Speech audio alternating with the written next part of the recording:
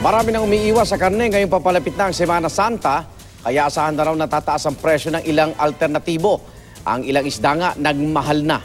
Saksi si Katrina Son. Kung kailan naman iwas karne ang mga Katoliko ngayong Semana Santa at may ilang nag-iisda na lang.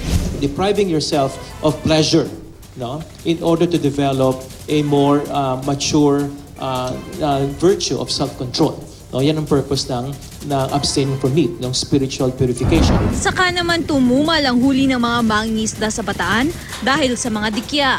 Kaya 10 piso ang iminahal ng mga isdang ginagawang tuyo at tinapa. Magkano kuha ninyo? 70 lang po. Okay, no? 80 na. Wala daw silang mahuli. Wala pong mahuli yung mga mamalakaya. Kasi Makati, tapos hindi sila makapamalakaya ng maayos.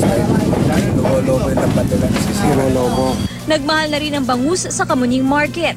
Pero may mga hindi gumalaw ang presyo tulad ng tilapia, dilis, hasa-hasa at dalagang bukid. Habang nagmura pa ang galunggong.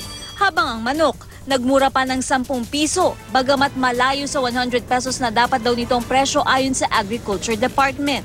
Pagka hindi nagbago yung movement ito, hindi na yung mga retailers hindi nag-usat ibabato to the level na tama sa feed price before to change the SRP.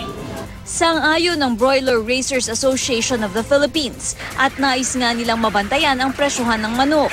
Napakababa ng farm gate at napakataas ng retail kung iahambing mo doon sa farm gate. Kasi ang average ng farm gate ngayon ay nasa 52 per kilo. Malaking bagay yun sa taong naghihikahos. Sa kagaya ko na nagbabudget lang. Kaya malaking bagay yung ibaba ang manok.